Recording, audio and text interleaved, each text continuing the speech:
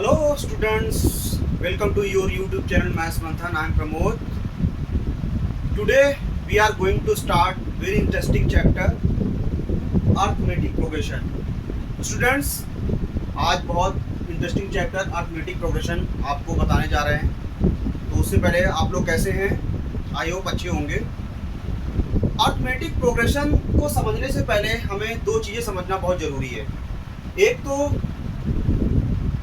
जो मैंने पहले लिख रखा है सीक्वेंस, और दूसरा सीरीज। तो मैं आपको बताना चाहता हूं कि सीक्वेंस होता क्या है। Basically sequence is an arrangement list of numbers that follow certain patterns. क्या मतलब हुआ कि जो सीक्वेंस होता है वो एक सर्टेन पैटर्न्स को फॉलो करता है। फॉर एग्जाम्पल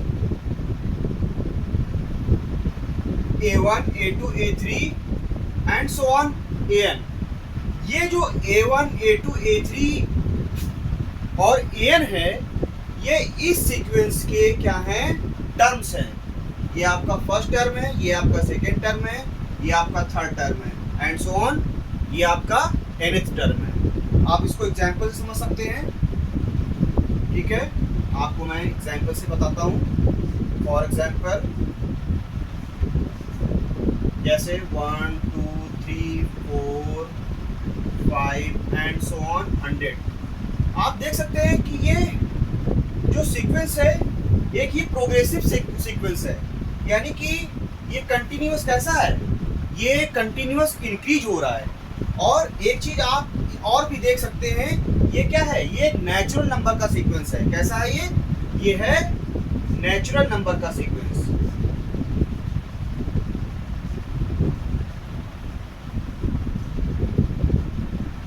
ठीक है, दूसरा एग्जांपल लेते हैं। 2, 4, 6, 8 एंड सो ऑन। आप देख सकते हैं ये सीक्वेंस कैसा है? ये भी कंटिन्यूअस क्या प्रोग्रेसिव है, यानी ये कंटिन्यूअस कैसा हो रहा है? इंक्रीज हो रहा है ना। बट ये कैसा सीक्वेंस है? ये इवन नंबर का सीक्वेंस है। ये कैसा सीक्वेंस है? इवन नंबर का सीक्वेंस है। ठीक है, आप एक एग्जांपल और देखते हैं। 1, 3, 5, 7, 9 एंड सो ऑन। आप ये देख सकते हैं ये ऑड नंबर का सीक्वेंस है।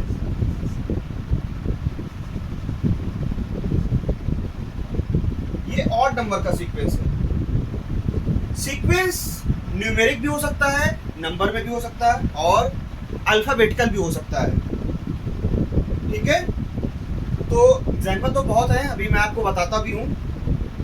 इतनी बात आपको समझ में आई। जैसे A1 क्या इसका फर्स्ट टर्म है, A2 इसका क्या है? सेकेंड टर्म है, A3 क्या इसका थर्ड टर्म है एंड सो ऑन, इसका ये nth टर्म है। और ठीक है, आप देख सकते हैं कि 1, 2, 3, 4, 5 एंड सो ऑन 100। ये कैसा सीक्वेंस है? ये नेचुरल नंबर का सीक्वेंस है, और ये फाइनाइट सीक्वेंस है। फाइनाइट मतलब फाइनाइट वो सीक्वेंस जो काउंटेबल हो, जिसको आप काउंट कर सके। इनफाइनाइट सीक्वेंस वो होता है जिसको आप काउंट नहीं कर सकते हैं। ठीक है, सेकेंड आप देख सकते हैं 2, 4, 6, 8। ये कैसा सीक्वेंस है? ये इवन नंबर का सीक्वेंस है। और 1, 3, 5, 7, 9 ये कैसा है? ये ऑड नंबर का सीक्वेंस है। तो बात समझ में आई आपको कि सीक्वेंस बेसिकली होता क्या है? उसमें एक सर्टेन पैटर्न को फॉलो करता है। ठीक है, अब आप आगे समझते हैं एग्जाम्पल से।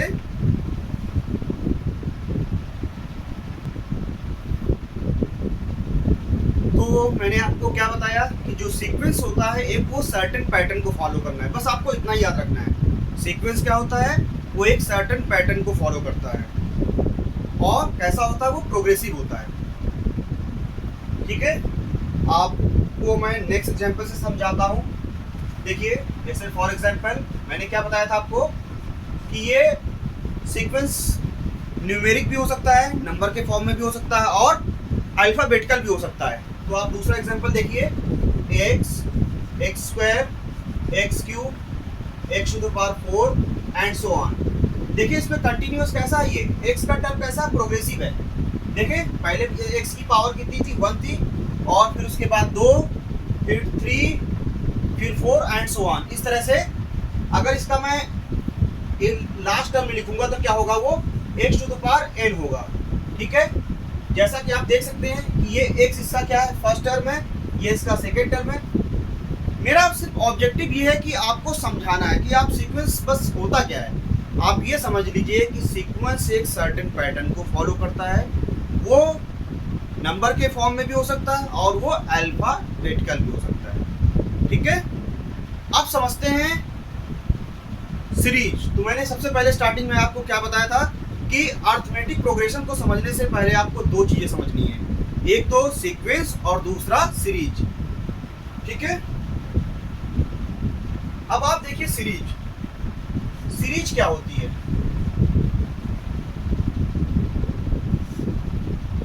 मैंने आपको बताया था A1, A2, A3, A4 and so on AN। अगर ये सीरीज के क्या है, टर्म्स हैं। क्या है ये टर्म्स? ये आपका फर्स्ट टर्म है, ये आपका सेकेंड टर्म है, ये थर्ड टर्म है एंड सो ऑन। ये टर्म है। सीरीज एक सीरीज क्या हो, सीरीज क्या करती है? सीरीज जो है वो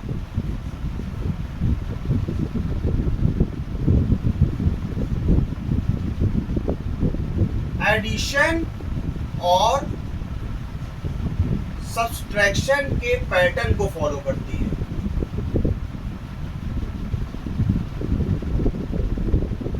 क्या मैंने बताया कि जो सीरीज होती है वो एडिशन और सब्ट्रैक्शन के पैटर्न को फॉलो करती है। यानी कि सीरीज प्लस में भी हो सकती है, सीरीज माइनस के फॉर्म में भी हो सकती है और सीरीज मिक्स फॉर्म में भी हो सकती है, यानी कि प्लस माइनस के फॉर्म में भी हो सकती है।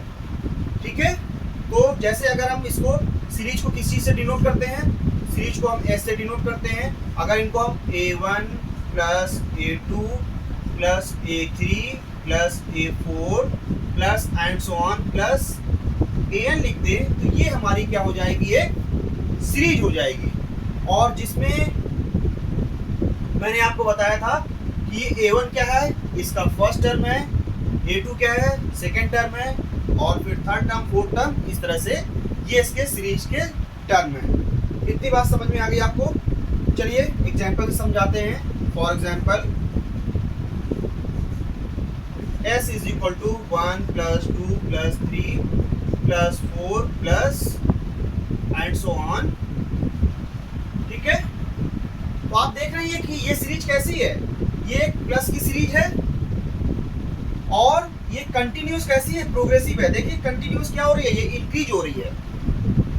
पहला टर्म क्या है, 1 है, 1 के बाद सेकेंड, सेकेंड के बाद 1 के बाद 2, 2 के बाद 3, फिर 4, फिर एंड सो ऑन। ये इस तरह से कंटिन्यूस क्या हो रही है, इंक्रीज हो रही है। ठीक है, अब बात करते हैं, मैंने आपको पहले ही बताया है कि ये A1 क्या है, इस सीरीज का फर्स्ट टर्म है, ये सेकेंड टर्म है और ये थर्ड टर्म है। ठीक है, इनका बहुत बड़ा रोल है। अभी जब हम लोग अर्थमेटिक प्रोग्रेशन का कॉन्सेप्ट समझेंगे तो वहां पर ये वो बहुत काम करेगा। ठीक है,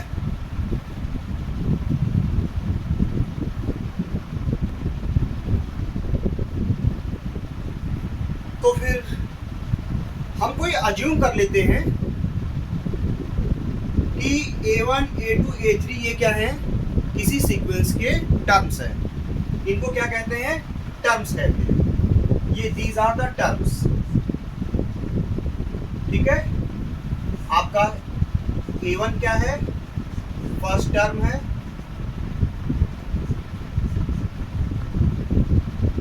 A2 क्या है आपका, सेकेंड टर्म है, A3 क्या है आपका, थर्ड टर्म है। ठीक है, एंड सो ऑन। ये आपका क्या है, nth टर्म है। ठीक है, किसी बुक में आपको जो टर्म्स वो A1, A2, A3 के फॉर्म में होंगे और कुछ बुक्स में वो T1, T2, T3 के फॉर्म में होंगे। तो इससे कोई फर्क नहीं पड़ता है कि वो A1 है या T1 है। या ए के फॉर्म A1 A2 A3 के फॉर्म में है या T1 T2 T3 के फॉर्म में है। ठीक है, आपको जो अच्छा लगे वो आप यूज कर सकते हैं। ठीक है, अब हम बात करते हैं arithmetic progression. Arithmetic progression basically होता क्या है?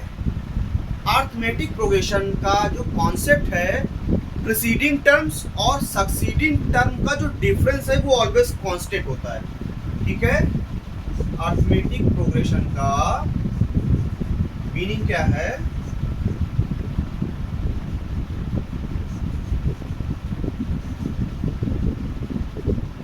एक लाइन में डेफिनेशन को आपको समझना है। प्रीसीडिंग टर्म्स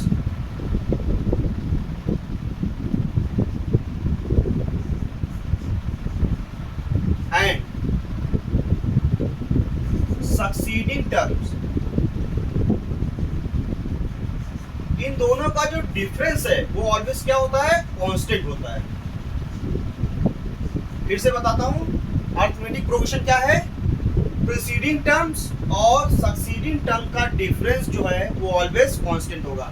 फॉर एग्जांपल आप यहां समझिए, जैसे A2 को यहाँ पे आपका प्रीसीडिंग टर्म्स क्या है? ये A1 आपका क्या है?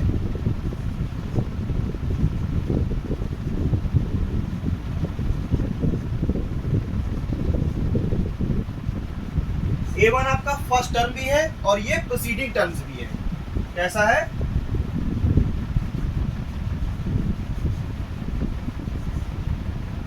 ये प्रीसीडिंग टर्म्स है। और आपका A2 क्या है? Succeeding terms.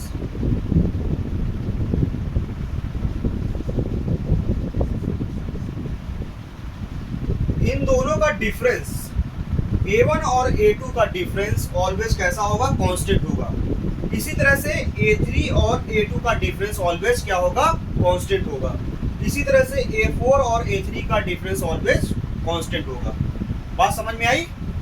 इतना सिर्फ आपको याद रखना है अर्थमेटिक प्रोग्रेशन। कोई आपसे पूछता है कि अर्थमेटिक प्रोग्रेशन होता क्या है, तो बहुत ही सिंपल वे में आपको उसको बताना है कि प्रीसीडिंग टर्म्स और सक्सीडिंग टर्म का डिफरेंस जो है ऑलवेज कांस्टेंट होता है और उस कांस्टेंट को हम कहते हैं कॉमन डिफरेंस। क्या कहते हैं? उस कांस्टेंट को हम कॉमन डिफरेंस कहते हैं। समझ में आई बात? एग्जांपल से समझते हैं। ठीक है,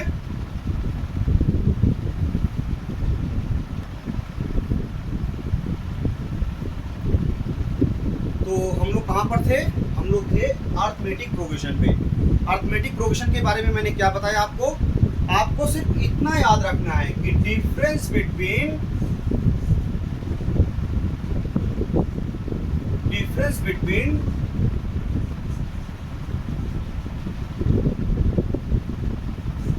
preceding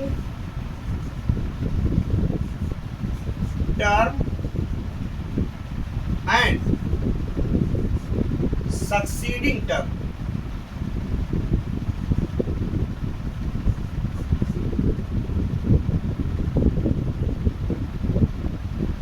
always remain constant।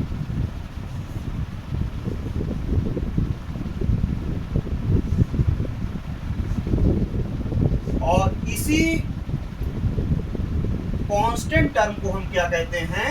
Common difference कहते हैं।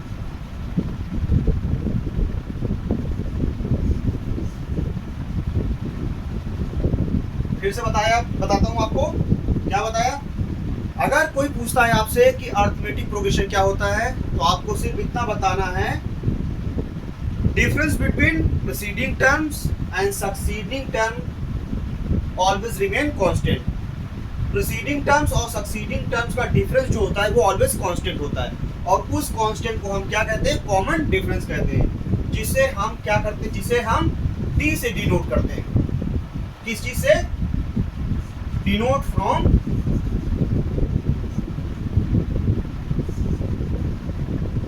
D, small D. ठीक है, एग्जाम्पल से समझते हैं। 1 3 5 7 9 एंड सो ऑन। मैंने क्या बताया था, प्रीसीडिंग टर्म और सक्सीडिंग टर्म्स का डिफरेंस क्या है, ऑलवेज रिमेन कांस्टेंट होता है, और उसको हम क्या कहते हैं, कॉमन डिफरेंस। तो हम लोग कॉमन डिफरेंस निकालते हैं। Common difference D is equal to, कैसे करना है, सक्सीडिंग टर्म से प्रीसीडिंग टर्म को सब्ट्रैक्ट करना है। याद रखिए, नेक्स्ट टर्म से प्रीवियस टर्म को माइनस करना है। क्या करना है, नेक्स्ट टर्म से प्रीवियस टर्म को माइनस करना है। तो नेक्स्ट टर्म आपका क्या है, 3 है, और आपका प्रीसीडिंग टर्म्स क्या है, 1 है। नेक्स्ट टर्म से प्रीवियस टर्म को माइनस करना है। ठीक है, आपका नेक्स्ट टर्म क्या है, 5 है, और आपका प्रीसीडिंग टर्म क्या है, 3 है। आपका नेक्स्ट टर्म क्या है, 7 है, और आपका प्रीसीडिंग टर्म क्या है, 5 है। तो आप देख सकते हैं कि ये जो वैल्यूज आ रही हैं वो कांस्टेंट आ रही है, यानी सेम आ रही है।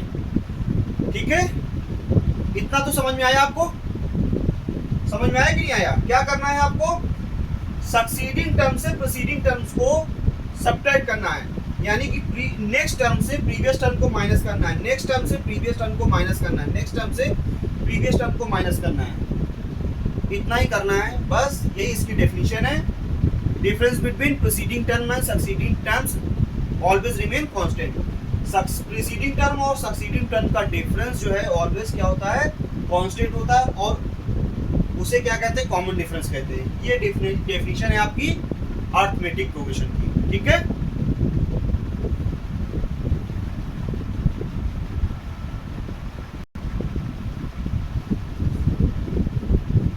चलिए आपको एक एग्जांपल से और समझाते हैं। ठीक है, कि आपको अच्छे से समझ में आए अरिथमेटिक प्रोग्रेशन। क्या याद रखना है आपको, difference between preceding term and succeeding term क्या होता है, कांस्टेंट होता है। ठीक है, फॉर एग्जांपल 2, 6, 10,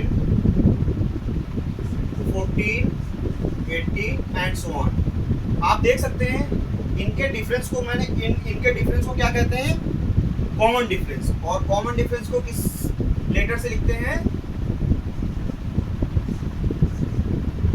स्मॉल डी से। तो क्या करना है, नेक्स्ट टर्म, ठीक है, नेक्स्ट टर्म से प्रीवियस टर्म को माइनस करना है, नेक्स्ट टर्म से प्रीवियस टर्म को माइनस करना है, नेक्स्ट टर्म से प्रीवियस टर्म को माइनस करना है। ठीक है, नेक्स्ट टर्म से प्रीवियस टर्म को माइनस करना है, नेक्स्ट टर्म से प्रीवियस टर्म को माइनस करना है, नेक्स्ट टर्म से प्रीवियस टर्म को माइनस करना है। आप देख सकते हैं 6 - 2 4, 10 - 6 4, 14 - 10 4, और 18 - 14 4। तो आप देख सकते हैं कि इसकी जो कंटिन्यूस वैल्यूज क्या आ रही है, कांस्टेंट आ रही है, यानी सेम आ रही है, 4 4 4। आपको सिर्फ इतना करना है, नेक्स्ट टर्म से प्रीसीडिंग टर्म को घटाना है, नेक्स्ट टर्म से प्रीवियस टर्म को घटाना है, सब्ट्रैक्ट करना, सॉरी, नेक्स्ट टर्म से प्रीवियस टर्म को सब्ट्रैक्ट करना है, नेक्स्ट टर्म से प्रीवियस टर्म को सब्ट्रैक्ट करना है। तो वो आपका क्या हो जाएगा, कॉमन डिफरेंस हो जाएगा। ठीक है, suppose that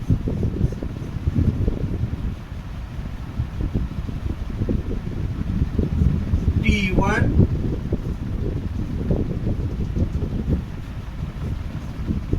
T2 T3 and so on are the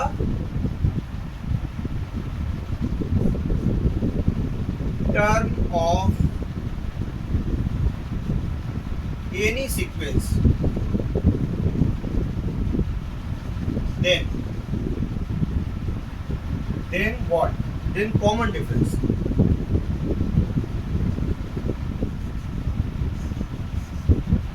common difference क्या हो जाएगा आपका, D is equal to T2 minus T1,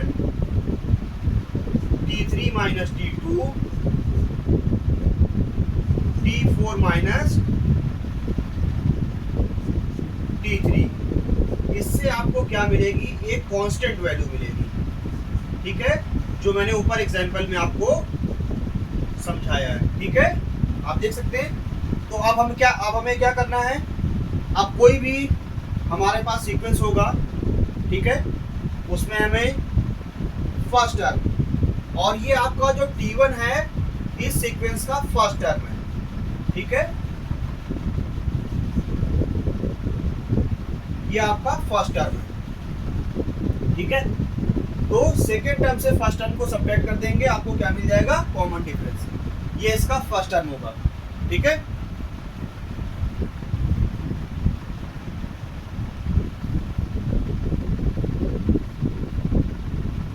अब समझते हैं हम लोग कि अरिथमेटिक प्रोग्रेशन एपी का जनरल टर्म क्या होता है, और जनरल टर्म को हम लोग nth टर्म भी कहते हैं।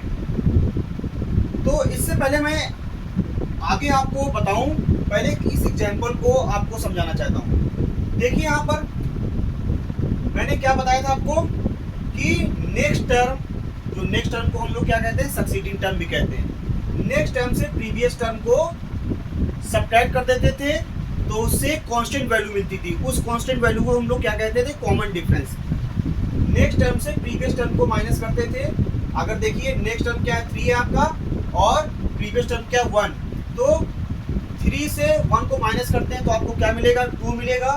5 से 3 को माइनस करते हैं, क्या मिलेगा, 2 मिलेगा। 7 से 5 को माइनस करते हैं, 2 मिलेगा।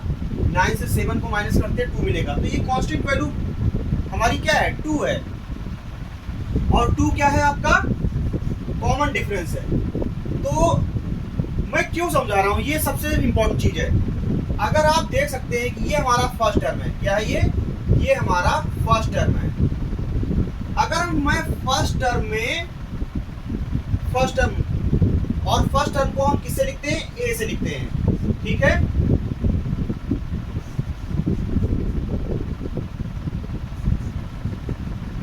फर्स्ट टर्म को हम किस लेटर से लिखते हैं, ए लेटर से लिखते हैं। अगर फर्स्ट टर्म में हम कॉमन डिफरेंस को ऐड कर दें तो हमको सेकेंड टर्म मिल जाएगा। इसी तरह से सेकेंड टर्म में हम कॉमन डिफरेंस को ऐड कर दें तो नेक्स्ट टर्म मिल जाएगा। इसी तरह से नेक्स्ट टर्म में हम कॉमन डिफरेंस ऐड कर दें तो हमको नेक्स्ट टर्म मिल जाएगा। यानी कि मेरा कहने का मतलब है, फर्स्ट टर्म में अगर आप कॉमन डिफरेंस को ऐड कर देते हैं तो आपको उसके आगे वाला टर्म मिल जाएगा। ठीक है, फिर उसके पहले वाले टर्म में आप कॉमन डिफरेंस ऐड कर देते हैं तो उसके आगे वाला टर्म मिल जाएगा, और उसके पहले वाले टर्म में कॉमन डिफरेंस ऐड कर देते हैं तो आपको उसके आगे वाला टर्म मिल जाएगा।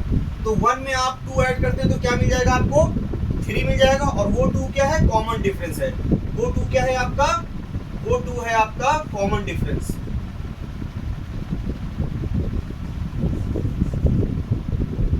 ठीक है, समझ में आ रहा है आपको। फर्स्ट टर्म में अगर आप कॉमन डिफरेंस ऐड कर देते हैं तो उसके आगे वाला टर्म मिल जाता है। इसी तरह से 3 में कॉमन डिफरेंस ऐड कर देते हैं तो उसके आगे वाला टर्म मिल जाता है। इसी तरह से 5 में आप कॉमन डिफरेंस ऐड कर देते हैं तो उसके आगे वाला टर्म मिल जाता है। ठीक है, तो ये मेरा जो समझाने का मोटिव ये था कि मैं आपको जनरल फॉर्म ऑफ एपी समझाऊं, उससे पहले एक एग्जांपल से ये चीज़ आपको समझा दूं कि आप देख सकते हैं जो चीज़ मैंने ऊपर एग्जांपल में समझाई थी ये एक जनरल फॉर्म में इन्होंने बताया है। ठीक है, अगर फर्स्ट टर्म में हम कॉमन डिफरेंस को ऐड कर देते हैं तो हमारा नेक्स्ट टर्म आ जाता है। ठीक है, इसी तरह से a प्लस डी में कॉमन डिफरेंस को हम क्या कर देते हैं, डबल कर देते हैं। तो या फर्स्ट टर्म में हमने कॉमन डिफरेंस ऐड किया तो ये वाला टर्म आ गया आपका। इस टर्म में एक कॉमन डिफरेंस और ऐड किया तो ये वाला टर्म आ गया। इस टर्म में आपने एक कॉमन डिफरेंस और किया तो ये नेक्स्ट टर्म आ गया। इसी तरह से करते करते अगर जब आप इसके लास्ट टर्म में पहुंचेंगे तो इसका जो लास्ट टर्म होगा वो क्या बनेगा, a plus n minus 1 into d बनेगा। और इसी टर्म को हम लोग क्या कहते हैं, nth टर्म कहते हैं, nth टर्म ऑफ एपी कहते हैं। और इसी को आप चाहे तो आप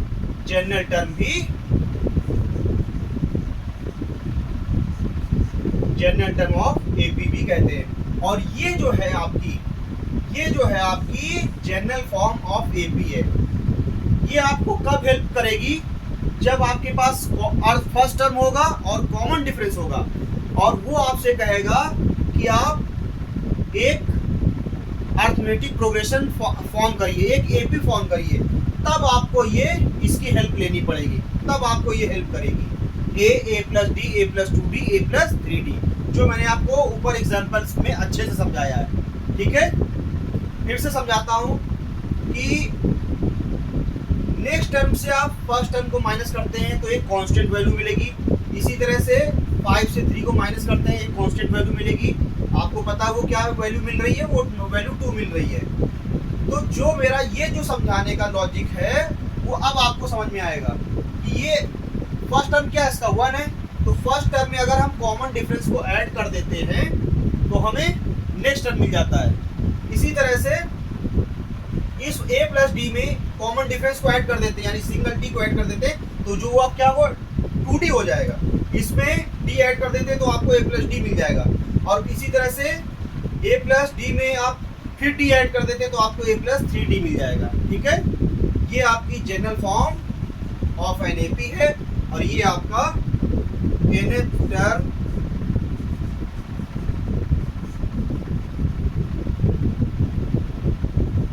ऑफ एन एपी क्या हो जाएगा, जिसको हम लोग tn से डिनोट करते हैं, a plus n minus 1 into T, जिसे हम किसे डिनोट करते हैं? tn से डिनोट करते हैं। ठीक है, इसी को आप जनरल टर्म ऑफ एपी भी कहते हैं और इसी को हम लोग nth टर्म भी कहते हैं। ठीक है, आगे समझते हैं।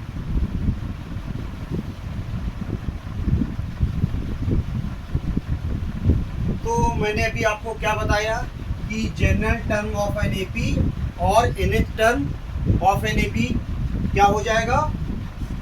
Tn is equal to a plus n minus 1 into d. फिर a क्या है आपका? फर्स्ट टर्म है, ये तो आपको भैया याद करना पड़ेगा। ठीक है, फर्स्ट टर्म है। और d क्या है आपका? कॉमन डिफरेंस जो मैंने आपको पहले बताया था।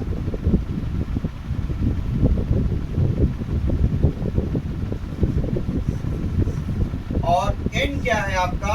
नंबर ऑफ टर्म्स है।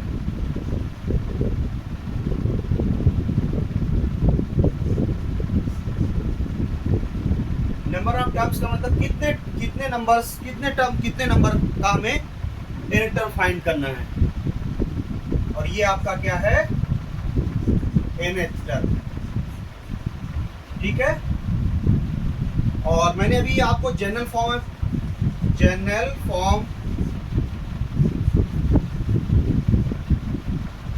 ऑफ एन एपी बताई थी। क्या बताया था आपको?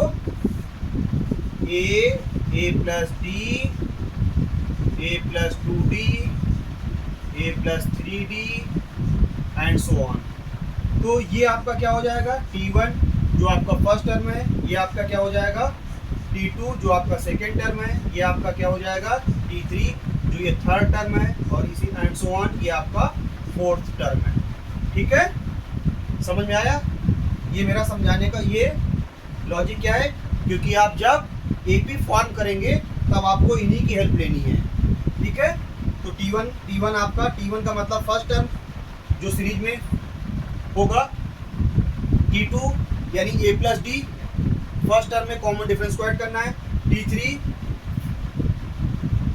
a प्लस 2d और T4 आपका a प्लस 3d। ठीक है, ये कैसे आया था मैंने बताया था आपको। फर्स्ट टर्म में कॉमन डिफरेंस को ऐड कर देंगे तो आपका T2 आ जाएगा, और सेकेंड टर्म में कॉमन डिफरेंस को ऐड कर देंगे तो आपका a प्लस 2d आ जाएगा, और T4 में a प्लस 2d में d ऐड कर देंगे तो आपका T4 a प्लस 3d आ जाएगा। ठीक है, चलिए अब एग्जाम्पल समझते हैं।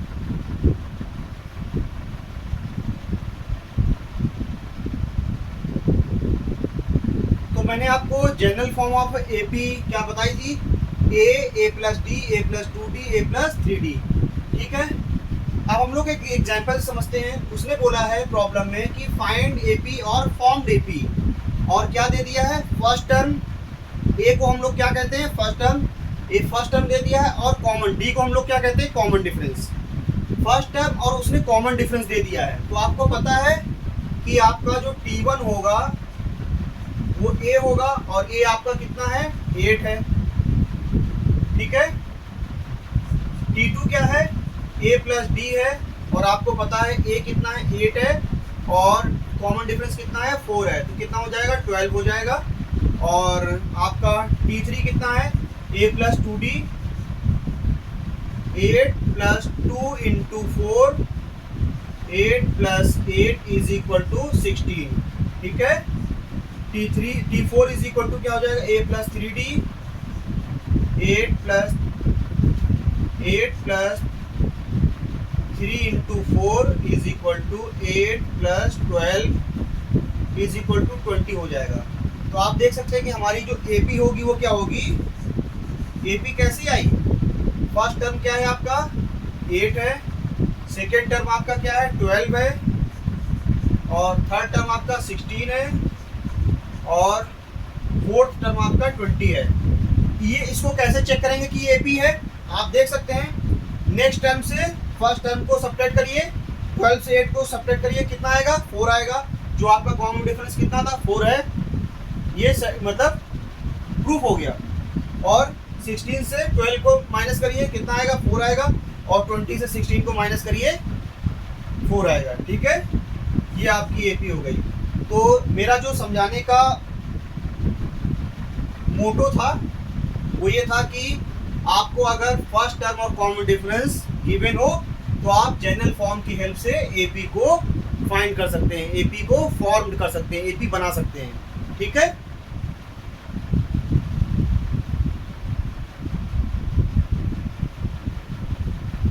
चलिए एक दूसरे एग्जांपल से समझते हैं कि और किस तरह से हम लोग AP को फॉर्म कर सकते हैं।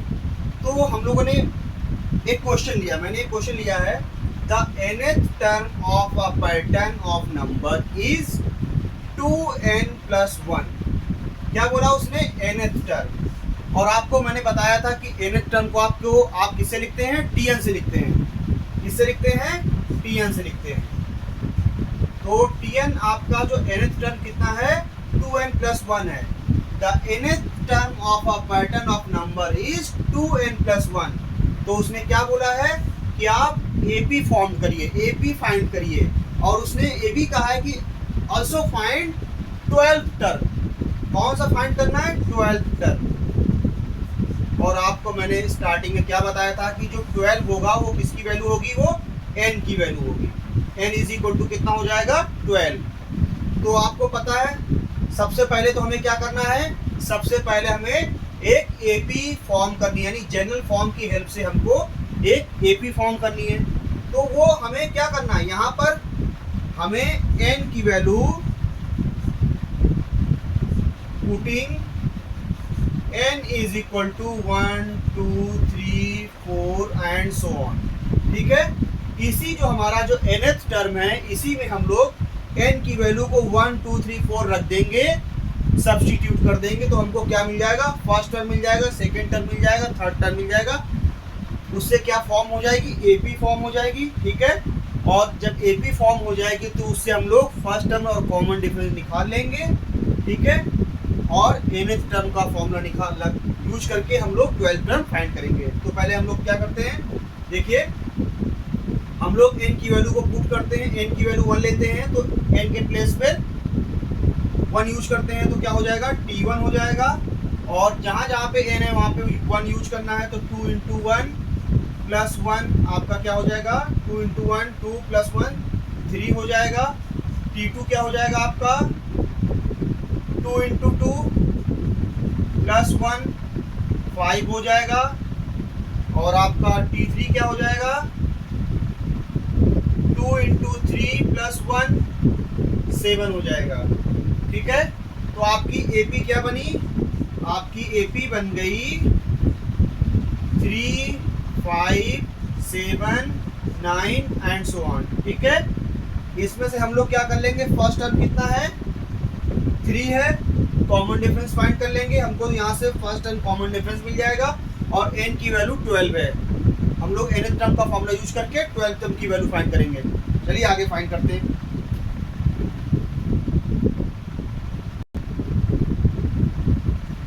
तो हमारी एपी क्या फाइंड हुई थी? हमारी एपी जो फाइंड हुई थी वो 3, 5, 7, 9 and so on.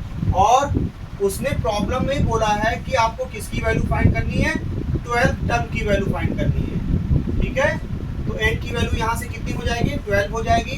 First term आपका कितना हो जाएगा? 3 हो जाएगा। कॉमन डिफरेंस क्या बताया था अरिथमेटिक प्रोग्रेशन का? सक्सीडिंग टर्म से प्रीसीडिंग टर्म्स को माइनस करना है, वो कॉमन डिफरेंस होगा।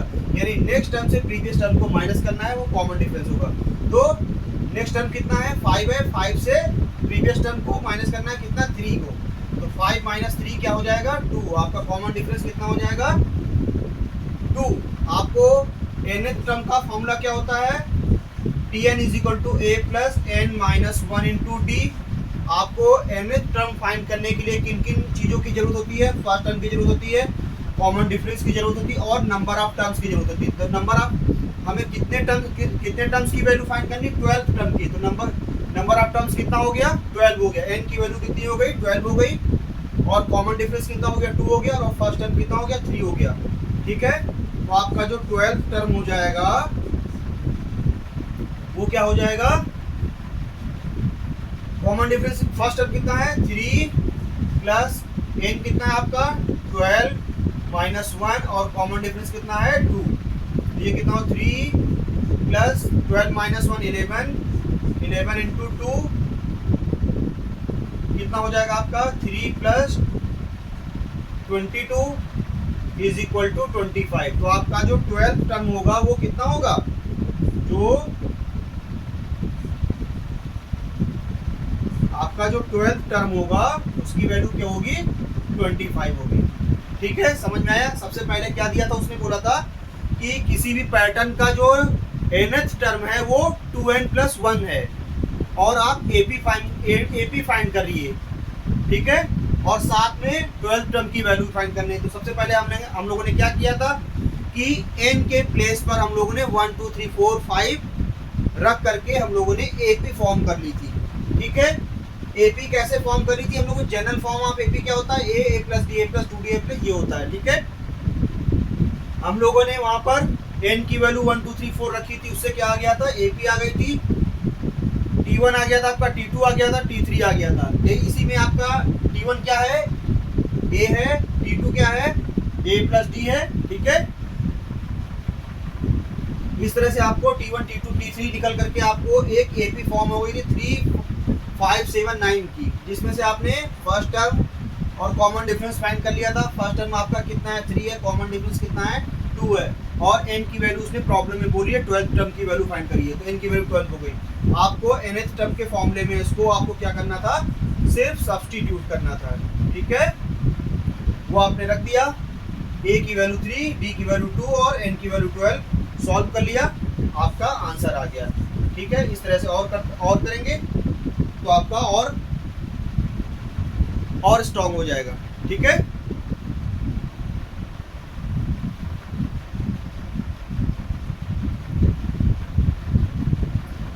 चलिए एक और एग्जांपल से समझते हैं। ठीक है, प्रॉब्लम में क्या है? उसने बोला है कि nth term of a pattern of number is 2n² + 1। nth term कितना है? 2n² + 1। और nth टर्म को हम लोग किससे लिखते हैं? आपको मैंने बताया है कि nth टर्म को आप लिखते हैं tn से, और tn की वैल्यू क्या है? 2n² + 1 है। ठीक है, अगेन हम लोग क्या करेंगे? n की वैल्यू सब्स्टिट्यूट करेंगे n = 1 2 3 4 एंड सो ऑन। ठीक है, तो जब हम n की वैल्यू 1 रखेंगे तो क्या निकल के आ जाएगा? आपका t1 आ जाएगा। 2 × 1² + 1, 1 का स्क्वायर ऑलवेज 1 होगा, तो 1 × 2 क्या हो जाएगा? 2 2 + 1 3 हो जाएगा। t2 क्या हो जाएगा आपका? 2 × 2² + 1। आपको पता है 2² कितना होता है? 4 4 2 जा 8 + 1 9 हो जाएगा।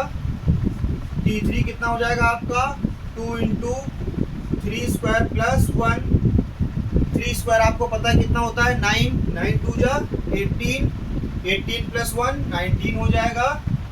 एंड T4 क्या हो जाएगा आपका 2 इंटू 4 स्क्वायर प्लस 1, आपको पता है 4 कितना, 4 का स्क्वायर कितना होता है 16, 16 2 जा 32, 32 प्लस 1 33। तो आपकी एपी क्या फॉर्म हुई, आपकी जो एपी फॉर्म हुई वो 3 9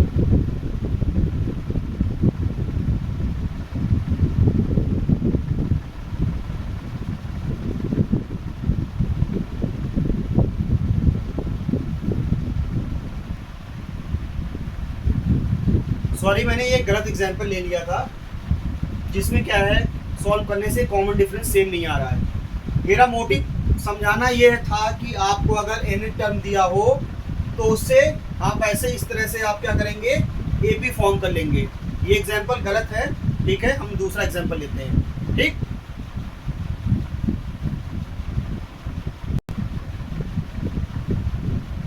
चलिए इस एग्जांपल से समझते हैं।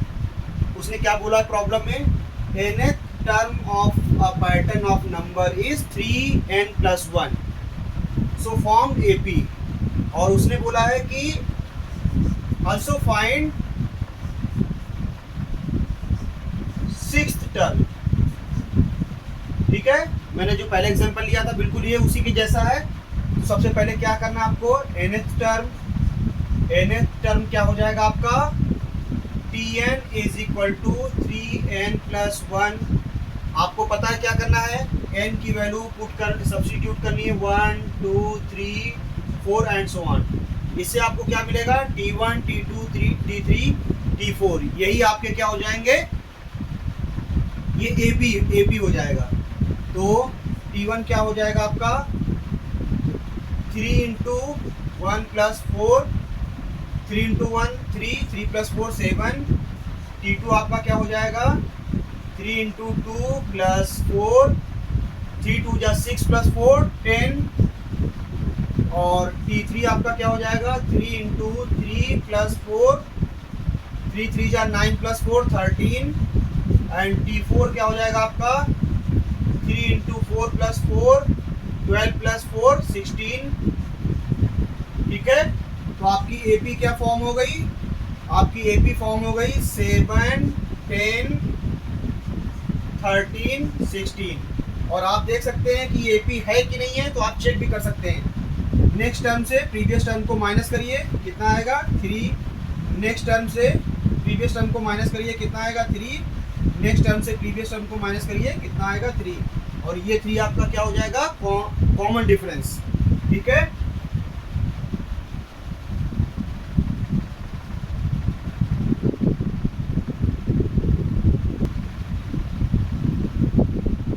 तो आपकी एपी क्या फाइंड हुई थी, एपी फाइंड हुई थी आपकी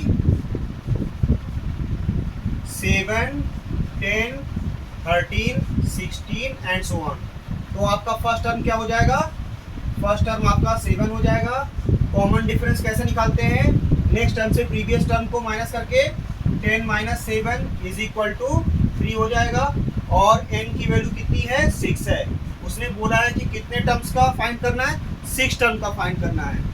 ठीक है, तो आपको पता है क्या फॉर्मूला यूज करेंगे 6 टर्म के लिए, nth टर्म का फॉर्मूला।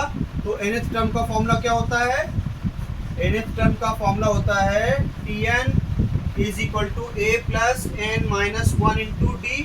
ठीक है, a की वैल्यू कितनी है 7 और n की वैल्यू कितनी है 6 माइनस 1 और d की वैल्यू कितनी है आपकी 3 है। ठीक है, तो ये कितना हो गया 7 प्लस 6 माइनस 1 5 और 5 3 जा 15। तो 15 प्लस 7 22। तो आपकी 6 टर्म की वैल्यू क्या हो जाएगी 22। समझ में आया। इस तरह से क्या होगा, nth टर्म प्रॉब्लम में गिवन होगा और वो कहेगा एपी फॉर्म करिए। और ये वो कह सकता है कि 6 term 10 term 20th term 100 term ऐसे इसकी वैल्यू फाइंड करना है। तो बहुत इजी हो जाएगा। सबसे पहले आप एक एपी फॉर्म कर लेना। ठीक है, n की वैल्यू 1 2 3 4 सब्स्टिट्यूट करके एपी फॉर्म हो जाएगी। फर्स्ट टर्म फाइंड कर लेना, कॉमन डिफरेंस सेकेंड टर्म से प्रीवियस टर्म को माइनस करके निकल आएगा और एन की वैल्यू गिवन होगी। वो ए डी और एन की वैल्यू आपको क्या करना है, nth टर्म में सब्स्टिट्यूट कर देना है, आपका nth टर्म की वैल्यू आ जाएगी। ओके, चलिए नेक्स्ट और बहुत ही इंपॉर्टेंट चीज समझते हैं।